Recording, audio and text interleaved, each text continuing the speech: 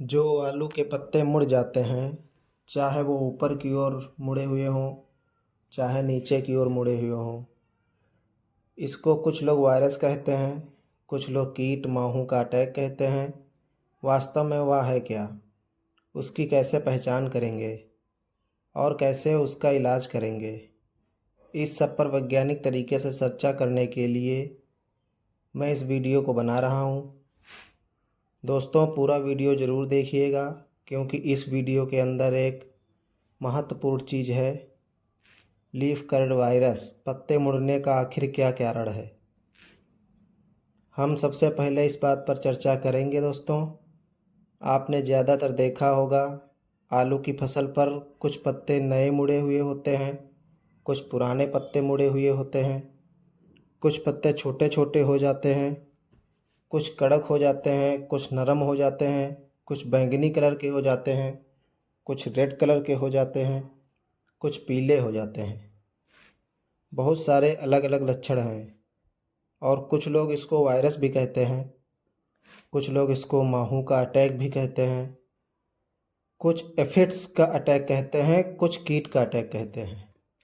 सबका अलग अलग कहना है। कुछ लोग कहते हैं कि यह सफ़ेद मक्खी का के कारण हुआ है, कुछ लोग कहते हैं पीली मक्खी के कारण हुआ है, कुछ लोग कहते हैं नहीं, यह मकड़ी के कारण है। जो व्यक्ति ऐसे पौधों को बिना कुछ किए खेत में छोड़ देते हैं, उनकी फसल तो खराब होती ही है, साथ ही में वह बीज भी हमेशा हमेशा के लिए खराब हो जाता है। अब पहले तो हम कारण जानते हैं कि आखिर पत्ता मुड़ता क्यों है। अगर पत्ता मुड़ता है तो यह आवश्यक नहीं कि उसमें लीफ कर्ल वायरस ही हो। जो भी पत्ते मुड़ते हैं उसका कारण होता है वायरस। इस वायरस को हम पत्ता का मरोड़ रोग भी कहते हैं। इसको हम लीफ कर्ल वायरस से भी जानते हैं।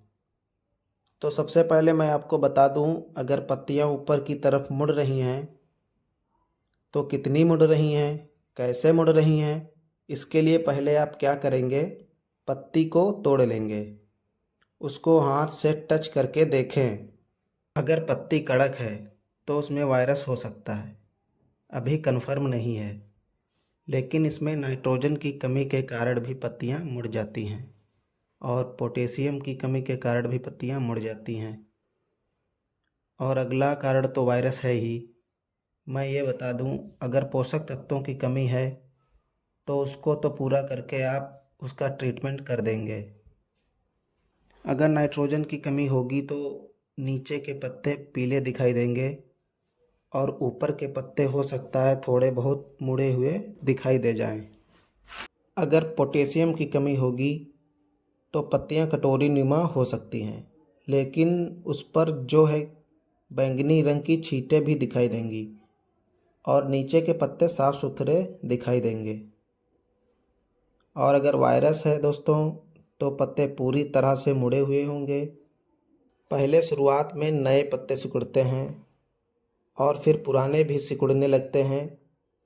साथ ही में इन पत्तों का कलर सबसे पहले पीला पड़ता है, फिर बैंगनी में बदल जाता है और फिर लाल पड़ जाता है और फिर पत्ता सूख जाता है।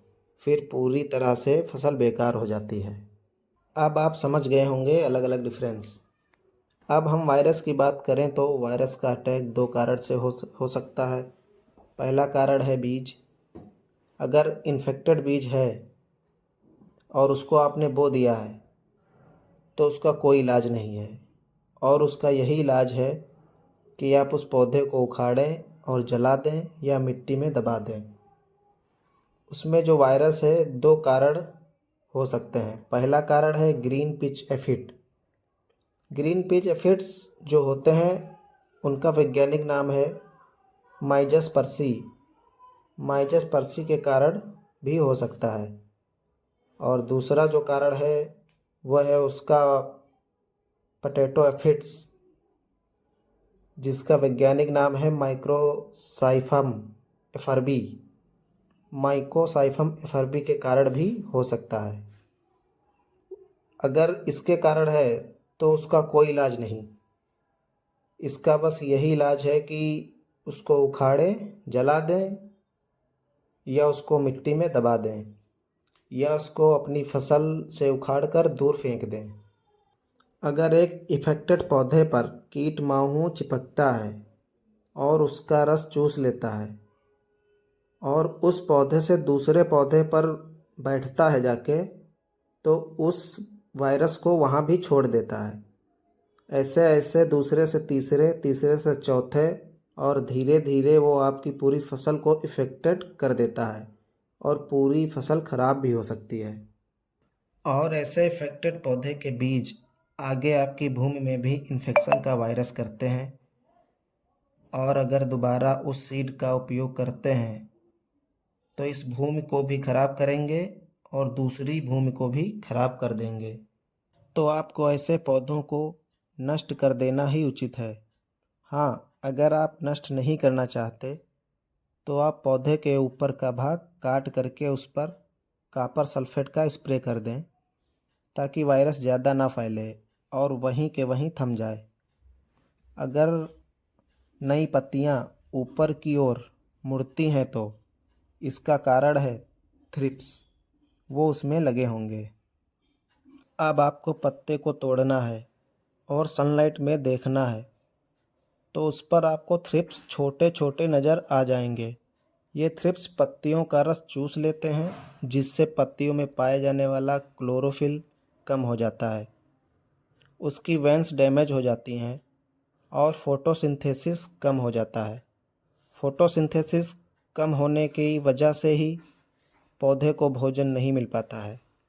अगर आप चाहते हैं कि हमारे फसल में वायरस ना फैले तो पहले स्प्रे के साथ आप इंसेक्टिसाइड का प्रयोग ज़रूर करें। अगर पत्तियां नीचे की तरफ मुड़ रही हैं तो मकड़ी भी हो सकती है और सफ़ेद मक्खी भी हो सकती है। इफ़ेक्टेड पत्ते को आप तोड़कर हाथ में मलेंगे तो पत्ता क्रैक हो जाता है, पूरी तरह से टूट जाता है और नॉर्मल पत्ते को मलेंगे तो पेस्ट बन जाएगा। अगर क्रैकिंग है तो 100% वायरस है। ऐसे पौधे को उखाड़ कर फेंक देना ही इलाज है। इसका उपचार यही है कि बाज़ार में ट्रैप आते हैं, किसी भी पेस्टिसाइड दुकान पे आसानी से उपलब्ध है, वो अपनी फसल में बांध दें। और ऑर्गेनिक इलाज है कि 10,000 ppm का नीम ऑयल आता है इसी फॉर्म में, इसका भी छिड़काव कर सकते हैं या फिर थाइमेथाक्जाम का भी स्प्रे कर सकते हैं। इसके अलावा इमिडाक्लोप्रिड आती है 70% वाली या फिर 17.8% वाली, इन दोनों में से जो भी उपलब्ध है दुकानों पर कोई एक ले लें और छिड़काव कर दें। या फिर इसके अलावा फिप्रोनिल जो 5% वाली आती है उसका छिड़काव कर दें, या 40% वाली आती है उसके साथ में एक और भी टेक्निकल होता है लेम्डासाइलोथ्रिन, वो भी 40% में ही होता है, उसका भी छिड़काव करेंगे तो बेहतरीन रिजल्ट मिलेगा।